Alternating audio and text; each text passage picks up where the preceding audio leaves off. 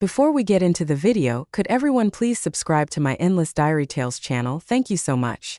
I still remember that night vividly, the night my life changed forever. Back then, I was just an 8-year-old girl curled up in the back seat of a worn-out car, clutching the stuffed bear I had never been apart from. The sky outside was calm, a deep navy blue brushed with streaks of orange from the tired streetlights. I wasn't scared, not then, because we were heading to my grandmother Eleanor's house, a place that had always felt like home. She always greeted me with a warm hug, a soft smile, and the smell of cookies baking in the oven. Her stories filled my head with wonder, and she had this magical way of making me feel special, letting me touch her collection of antique books, something she never allowed anyone else to do. But this time was different. The car came to a stop on the gravel road in front of her old porch. I sat waiting for my mother to turn around to give me her usual tired smile, maybe even brush a hand over my hair, but she didn't. She just sat there, gripping the steering wheel so tightly her fingers turned white. Her face was unreadable. Not angry, not sad, just cold in a way I couldn't understand.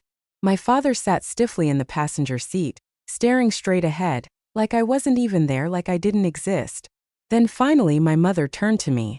Her voice was so low I had to strain to hear it. "We just need a little time to sort things out, Allison. Be a good girl and stay with your grandmother for a while.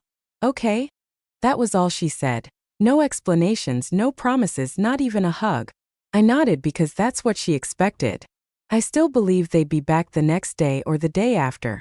I opened the door, dragging out a small backpack filled with hastily packed clothes. My grandmother stood at the doorway, her eyes soft with sadness but her arms already open. I turned around one last time, but the car was already driving away. No one looked back, no one waved. I took a few steps forward as if I could still catch them, but they were gone. I didn't cry, not yet, because I didn't understand. I had just been left behind. My grandmother didn't ask any questions.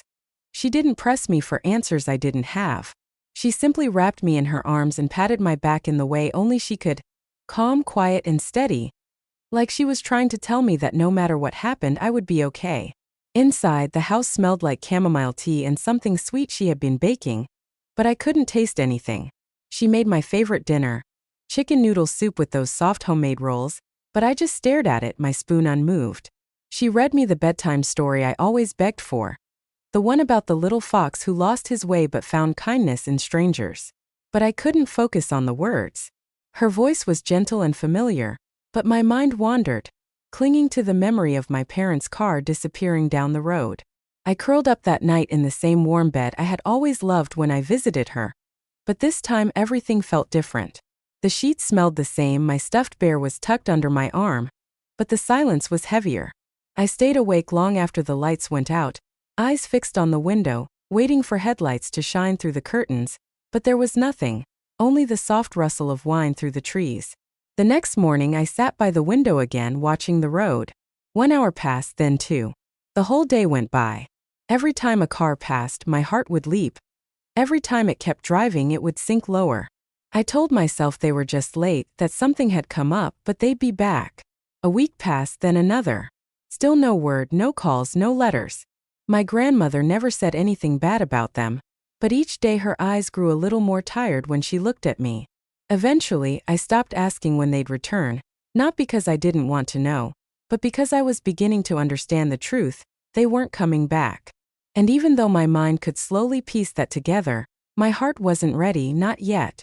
At school, I became the quiet girl in the back of the classroom, the one who smiled politely when other kids talked about their families but never joined in.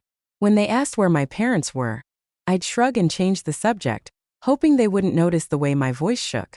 My teacher once called my grandmother in for a meeting, concerned about how withdrawn I'd become.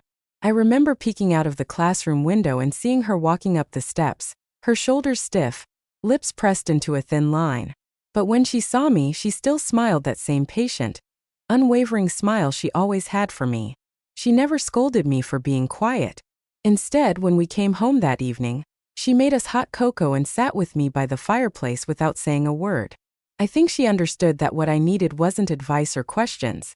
I needed silence, safety, and someone who wouldn't leave. And she gave me that. Every night, when the world outside felt too big and too loud, she'd sit at the edge of my bed, gently rub my back and whisper, "It's not your fault, Allison.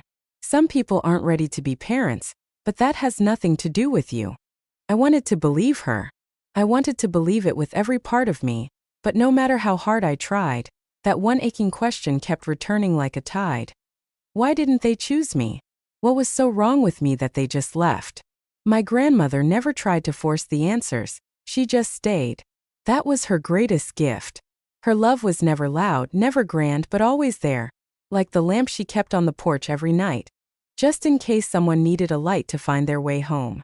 My grandmother wasn't the affectionate, overly doting kind you saw in movies. She didn't fill the house with handmade crafts or leave love notes in my lunchbox.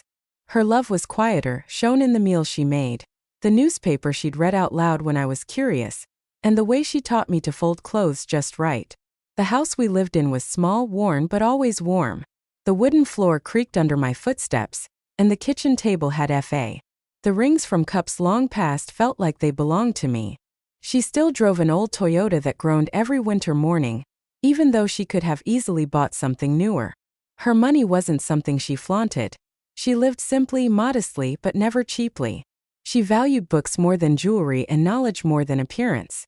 Her house was lined with shelves from floor to ceiling, full of old novels, history books, and thick financial newspapers she read every morning without fail. I once asked her, "Why do you read those boring numbers every day?" While lazily stirring my cereal, she smiled at me over her glasses and said, "Because knowing how to manage money means freedom, Allison, and freedom is something no one should ever take from you." I didn't understand it then, but I remembered it. It stuck with me like all the little things she did.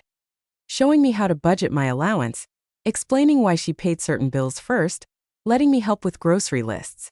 Slowly, I began to see that she was preparing me, shaping me not just to survive but to thrive on my own. It wasn't just love she was giving me, it was strength. Years passed like pages turning in a book.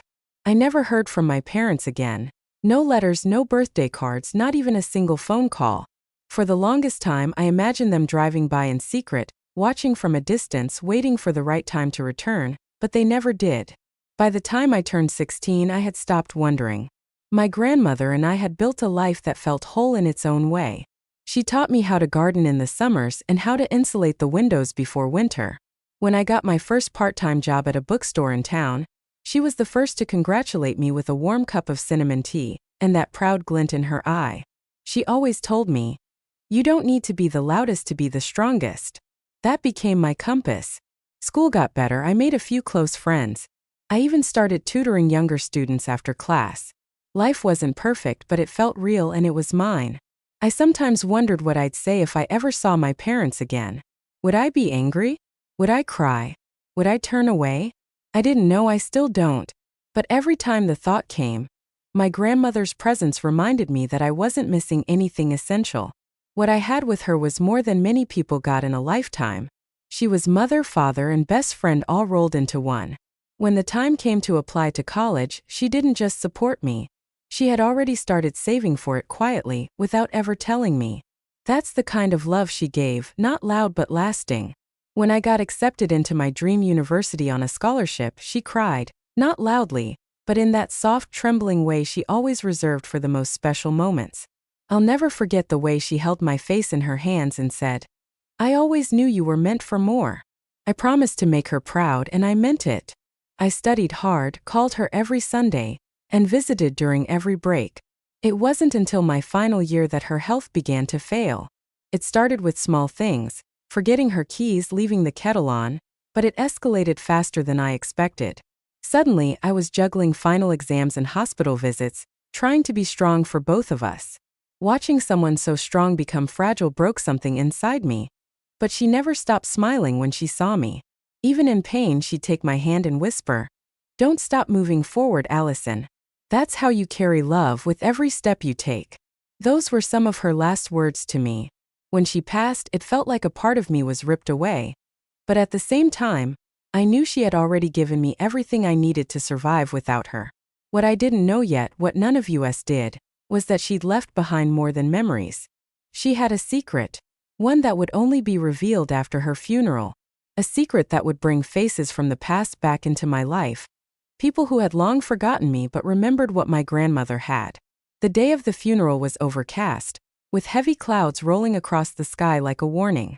I stood beside her casket, my hands trembling as I clutched a single white lily. There were no words strong enough to describe the hole she left behind.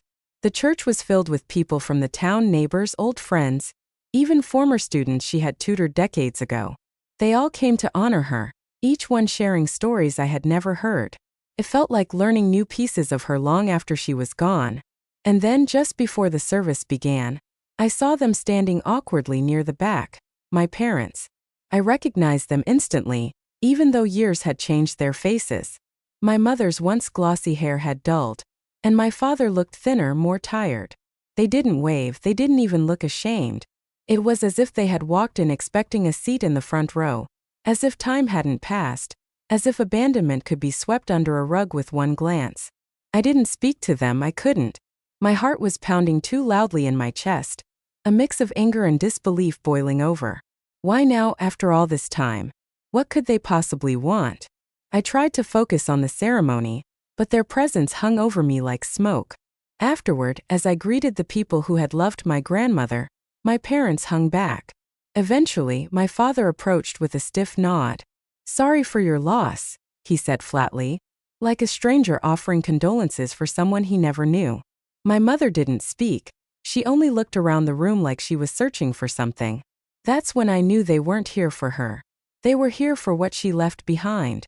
Later that week, I sat alone in the lawyer's office, a modest room with shelves of dusty legal books and a faint smell of old paper. I hadn't expected anything from my grandmother's will. She had always lived simply, never flashing money or property, and I figured there'd be a few small belongings, maybe a bit of savings. But when the lawyer opened the folder and began to read, I realized just how little I truly knew. "Your grandmother was a wise investor," he said, adjusting his glasses. "She left you everything. The house, the land, and her portfolio, which is currently valued at just over $50 million. My heart stopped. "I'm sorry, did you say 50 million? I stammered, thinking I must have misheard. He nodded calmly. Yes, she kept most of it in private mutual funds, real estate trusts, even stock in a few early-stage tech companies. She managed it herself for years. Quite brilliant, really." I was speechless. $50 million? My grandmother, the woman who patched her curtains instead of buying new ones and clipped coupons for groceries, had been sitting on a fortune and never once changed how she lived or treated others. My hands trembled as I signed the paperwork. Then came the knock on the office door. It was them, my parents. Their timing was no coincidence. They entered the room like they belonged there, like they were entitled to sit beside me as the will was read. My father had a rehearsed look of concern on his face, but my mother was less subtle. Her eyes were locked on the stack of documents in front of the lawyer, scanning like a predator. "We'd like to contest the will," she said without even offering me a glance. She was our mother, after all. The lawyer raised an eyebrow. "Miss Baker, your mother made her intentions very clear. This will is ironclad, no loopholes, no ambiguity. She left everything to Allison." My mother scoffed as if the idea offended her. She must have been manipulated. She was ill. She didn't know what she was doing. But the lawyer was unshaken. "Your mother was of sound mind. She updated her will last year, and included notarized video statements. She specifically said she did not want either of you to receive a cent."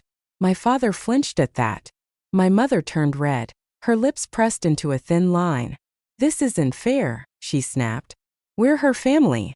I found my voice then, though it trembled. So was I. But I was the one who stayed. It hung in the air like a slap. They didn't respond because they knew I was right. They tried everything. Legal appeals, claims of undue influence, even slandering me online to try and damage my credibility. But my grandmother had been too careful. Every decision had been documented, every investment traceable. The will held firm. In the weeks that followed, the media caught wind of the story. The granddaughter abandoned by her parents, left to be raised by a quiet, unassuming woman who turned out to be a financial genius. They wanted interviews, photographs, access. I refused all of it. I wasn't interested in the spotlight. My grandmother had lived quietly and with dignity. I would honor her that way. My parents, however, leaned into the attention. Suddenly, they were on talk shows, painting themselves as victims of a misunderstanding, claiming I had poisoned my grandmother against them. It was grotesque to watch. Strangers reached out to me with sympathy, but I didn't need their pity. I had already won the only battle that mattered. I had lived a life full of love while they had chased emptiness. Still, there were days I cried. Not for them, but for the little girl who had once stared out the window hoping to be chosen. I wished I could go back and hold her. Tell her that one day she would understand just how lucky she was to be raised by someone who truly loved her. With the inheritance secured, I made the first major decision of my life. As a beneficiary of $50 million, I created a scholarship in my grandmother's name. It would go to students raised by guardians, grandparents, or foster care kids who had been left behind but still kept going. I used part of the money to renovate the house, but I kept the creaky floors and the garden she loved. It wasn't just my home. It was a living memory of her. I kept her bookshelves just as they were and added a small reading nook where I could sit and feel close to her. The rest of the estate I put into a trust. I hired advisors, real ones, and I learned everything I could about finance, just like she had taught me. Not to become greedy, but to protect what she built, to make sure her legacy wasn't squandered. My parents continued to call, message, and show up unexpectedly, but I never responded. They made their choices years ago, and now I had made mine. I wasn't bitter, I was just done. One evening, as the sun dipped below the horizon, I sat on the porch with a cup of tea and whispered, "I hope you're proud of me, grandmother." The breeze carried through the trees like a gentle answer, and for the first time in a long time, I felt complete. Months passed and I began to settle into a rhythm. A peaceful, intentional life. The once abandoned house was now vibrant, filled with fresh paint, restored woodwork, and the warmth of people. I had started hosting monthly dinners for children in the neighborhood, especially those being raised by grandparents or in foster homes. We shared meals, played board games, and talked about dreams. I saw pieces of myself in each of them, their guarded hearts, their quiet resilience. Felt like healing. Yet every so often the past would try to sneak in. One afternoon I found a letter taped to the gate. No postage, no name, just trembling handwriting. "Please talk to us." I didn't need to guess who it was from. My parents had begun leaving subtle signs around town, showing up at local events I attended, lingering too long in stores I visited. They weren't giving up, but I had made my peace. I didn't need closure from people who only returned for money. I had found something greater in silence. Clarity. One evening, as I went through my grandmother's journal again, I found a letter tucked deep inside.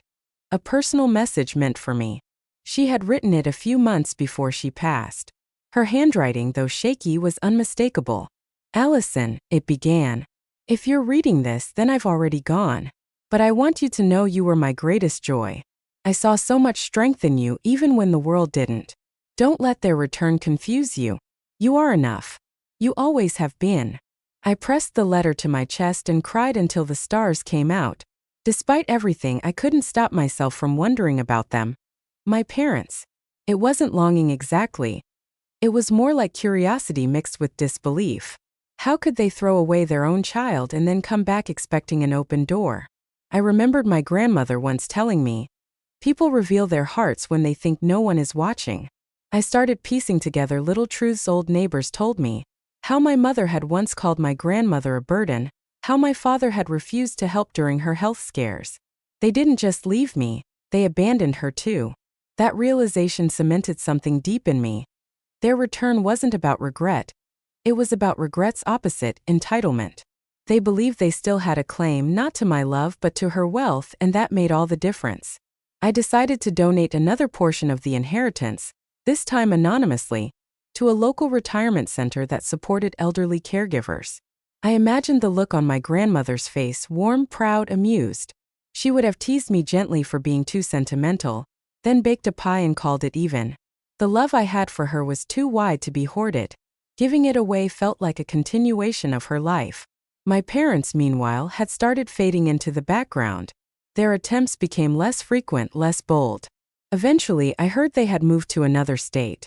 Some part of me hoped they found peace, or at least enough distance to stop clinging to something they never truly valued. I took a trip that fall, one my grandmother had dreamed of but never got to take. a tour of Europe's hidden libraries and old bookstores. She had always talked about standing inside the Trinity College Library in Dublin, running her fingers along the spines of books older than countries.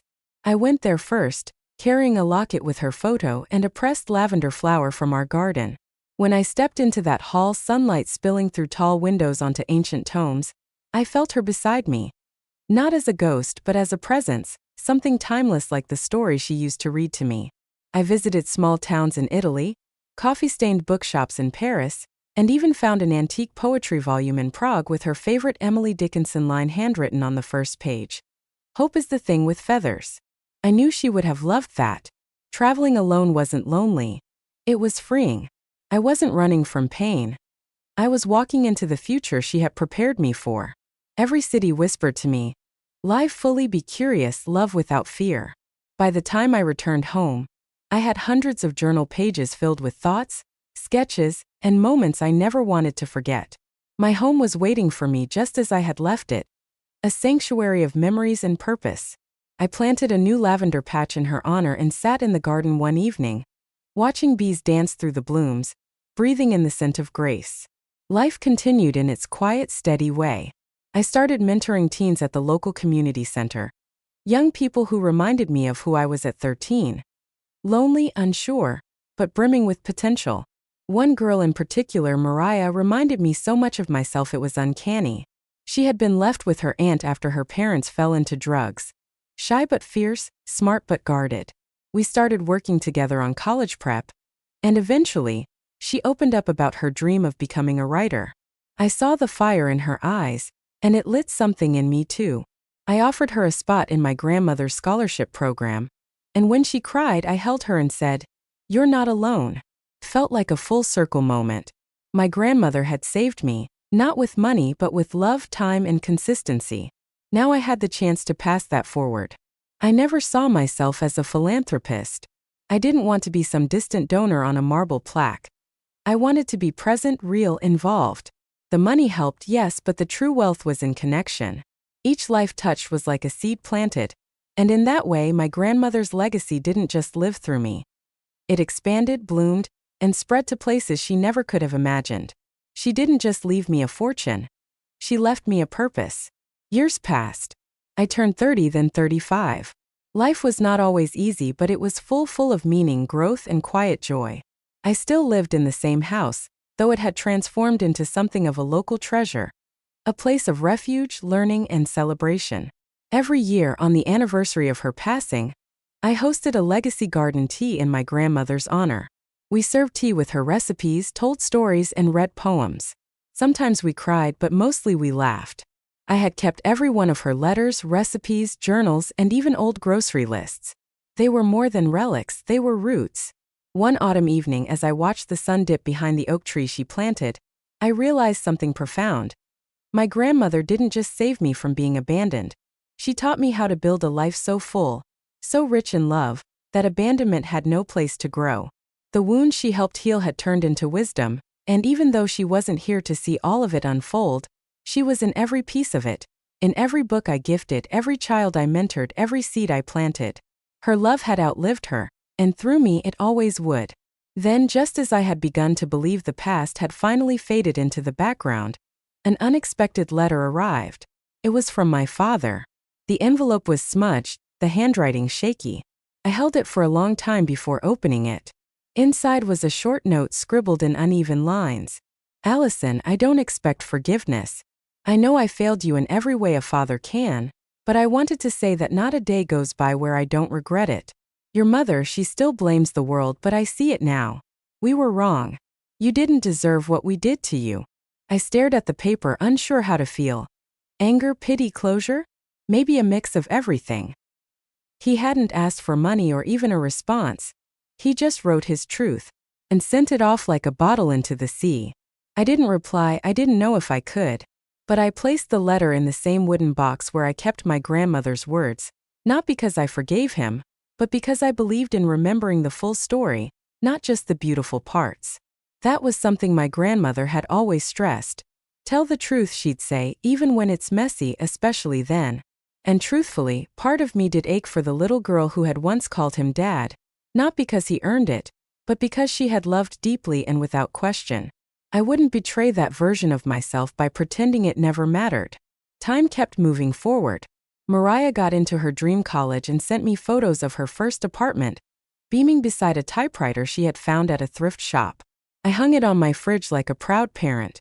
The community center expanded thanks to donations I funneled quietly through the estate. I established a small publishing grant in my grandmother's name, supporting young writers whose voices had been drowned out. The house itself became a symbol in the town. People would pass by and smile, pointing out the lavender field, the open gate, the children's art pinned along the porch. Sometimes I still sat on the back steps and imagined her humming in the kitchen, cinnamon on the stove, her hands busy but her heart always focused on me. The pain of my past didn't disappear, but it softened around the edges. It no longer dictated the rhythm of my days. Instead, I let it inform how I treated others, with patience, with attention, with a belief that even broken people can bloom. There were hard days too, of course, days where grief washed over me unexpectedly. But even on those days I never felt alone. That was her real gift. Not the house, not the money, but the memory of being loved so completely that I could carry it forward even in the darkest hours. One summer I decided to write my own book, not for publication, not for glory, just to finally tell my story the way it deserved to be told. I called it Lavender Bones, a strange title maybe, but it felt right. The bones represented what had been broken. Trust, family, innocence. The lavender was everything my grandmother planted in place of that pain. I wrote in the evenings by the kitchen window, with tea steaming beside me and old records playing in the background. Each chapter was a memory, a scar, a moment of becoming. I wrote about the night they left me, about the first time I laughed after they were gone, about how scared I'd been to love anything again until she showed me how. When I finished the manuscript, I printed out one copy and placed it in the library nook she had built. It was never meant to be read by the world. It was a conversation between me and her, a promise kept, a circle closed. And in writing it, I realized something vital. I wasn't just the girl they left. I was the woman she raised, and that made all the difference. Years later, people still ask me why I never took revenge, why I didn't sue my parents for fraud or expose them publicly. The answer was simple. I didn't need to. Their loss was already total. They lost me, not just my presence, but the person I became. They missed the nights I stayed up editing Mariah's essays, the mornings I spent pruning roses for the town fair, the meals I cooked for neighbors who had no one else. They missed every sunrise over the lake, every child's laughter that echoed through the house, every tiny victory that would have made my grandmother's eyes sparkle. My revenge was in living, in thriving, in creating a life so rich and whole that their absence no longer cast a shadow. I had learned slowly that forgiveness doesn't always mean welcoming someone back. Sometimes it just means letting go of the burden of their mistake. I didn't forgive them to set them free. I forgave them to free myself from bitterness, from anger, from the belief that I was unworthy of love. They could live with their choices. I chose to live with mine, and mine were rooted in everything she taught me. Grace, strength, and the kind of love that asks for nothing but gives everything. On the 20th anniversary of my grandmother's passing, I stood under the oak tree she planted, now tall and wide and humming with life. Around me stood dozens of people. Children I had mentored, now grown. Elderly neighbors with their canes and soft smiles. Mariah, now a published author with her own foundation, and others whose lives had quietly touched mine. We lit candles and told stories. Laughter mingled with tears. I spoke last. I told them about a woman who had chosen to save a girl no one else wanted, about a house that became a home, about lavender growing from brokenness. And as the sun dipped below the hill and the candles flickered, I felt her with me. Not as a memory, but as a legacy. I looked up at the stars and whispered, "We did it. We really did." And in the rustle of the tree's branches, I swear I heard her say, "Yes, my girl, you did." Sometimes late at night, when the wind dances through the trees and the house is quiet, I sit by the window with a cup of tea and just listen. The world feels still, like it's holding its breath. I think of the girl I was, abandoned, heartbroken, alone, and I send her love through time. I let her know that she made it, that the wounds didn't define her, that the betrayals didn't break her, that the love she was denied came back tenfold through unexpected places. I close my eyes and picture my grandmother's hands, weathered and warm, folding bread dough or patting my cheek, And I thank her. Not just for the inheritance or the shelter, but for choosing me when no one else did. For showing me that home isn't made of walls or blood, but of love, loyalty, and the courage to keep building even after everything falls apart. This house, this life, this story, they are hers and mine, woven together in lavender and truth. And as I drift into sleep, I carry her with me always in every breath, every kindness, every brave step forward.